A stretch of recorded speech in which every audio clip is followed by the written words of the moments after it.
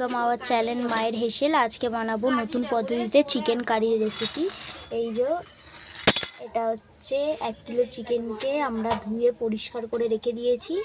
এবার এইটার কিভাবে সহজ পদ্ধতিতে খুব কম সময় আপনারা চটপট রবিবারের দুপুরে কারি বানিয়ে নিতে পারবেন দেখে নিন। কড়াইতে তেল গরম করতে আমরা দিয়ে দিয়েছি। এবার তেল গরম হয়ে গেলে এর মধ্যে আলু ছাড়বো। প্রথমে আমরা আলুটাকে ভেজে নেব। এই যে কড়াইতে আমরা আলু দিয়ে দিয়েছি। এখন আলুটাকে আমরা ভালো করে লাল লাল করে ভেজে নেব। আলুটার মধ্যে আমরা আগে থেকে নুন হলুদ মাখিয়ে রেখে দিয়েছিলাম। এখন আলুটাকে দিয়ে ভালো করে লাল লাল হওয়া পর্যন্ত ভেজে নিতে হবে, যাতে ভালো করে লাল লাল হয়ে যায়। বন্ধুরা, আলুটা লাল লাল করে ভাজা হয়ে গেছে। এবার আলুটাকে আমরা তুলে রেখে দেবো। এবার আমরা কড়াইতে আলুটাকে আমরা লাল লাল করে ভেজে তুলে নিয়েছি। এবার আমরা এর মধ্যে পেঁয়াজ দেবো। পেঁয়াজ দিয়ে দিচ্ছি। পেঁয়াজটাকে ভালো করে লাল লাল করে বেরেস্তার মতো করে ভাজতে হবে। এর মধ্যে আমরা তেজপাতা শুকনো লঙ্কাটা দিতে ভুলে গেছিলাম। এখন তেজপাতা শুকনো লঙ্কাটা দিয়ে দিলাম। তেজপাতা শুকনো লঙ্কা আপনারা যদি পছন্দ না করেন নাও দিতে পারেন। আমরা মানে টেস্টের জন্যে আর কি দিয়েছি। পেঁয়াজটার মধ্যে আমরা একটু নুন দিয়ে দিলাম, যাতে পেঁয়াজটা তাড়াতাড়ি মজে যাবে। তাই এইরকমভাবে পেঁয়াজটা লাল লাল করে ভাজা হয়ে যাবে বেরেস্তার মতো। তারপরে এতে আমরা সব মশলা দিয়ে কষবো। এখন দেখুন বন্ধুরা, এর মধ্যে লঙ্কার গুঁড়ো দিয়ে দিয়েছি। এবার এতে দেবো স্বাদ মতো নুন। এই যে স্বাদ মতো নুন দিলাম, দিয়ে দিলাম হলুদ গুঁড়ো।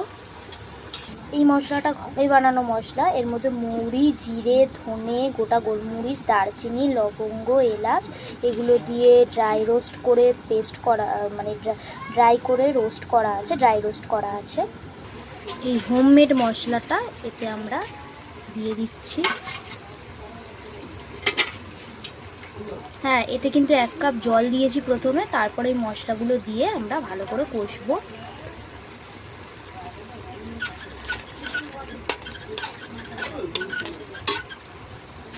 এর মধ্যে দিয়ে দিচ্ছি স্বাদ ব্যালেন্স করার জন্য পরিমাণ মতো চিনি। নুন আর চিনির স্বাদটা আপনারা পরিমাণ মতো ব্যালেন্স করার জন্য দিয়ে দেবেন। দিয়ে এই মশলাটাকে একটু ভালো করে কষাতে হবে। কষানোর পর এর মধ্যে আমরা আদা রসুন বাটা দেবো।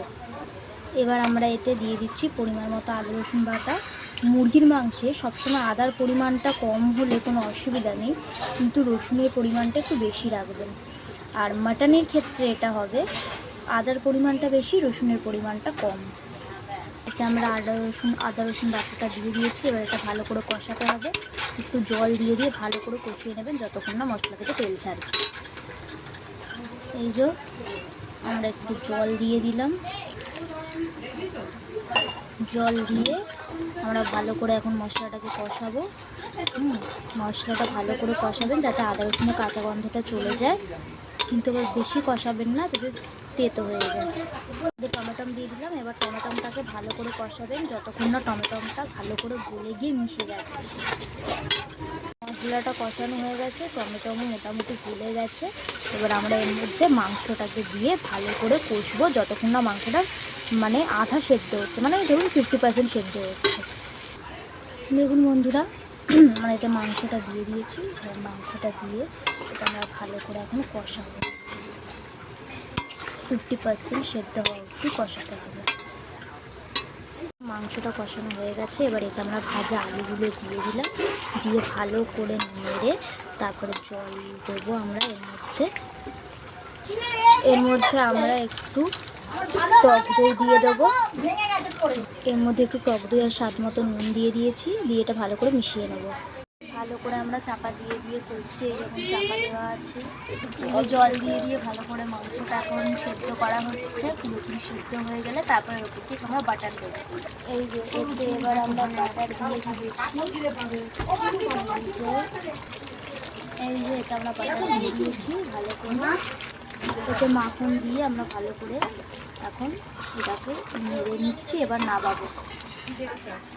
মাংসটা হয়ে গেছে, এবার এর ওপর দিয়ে আমরা ধনেপাতা দিয়ে দিচ্ছি গার্নিশের জন্য, দেখতে সুন্দর লাগবে তাই।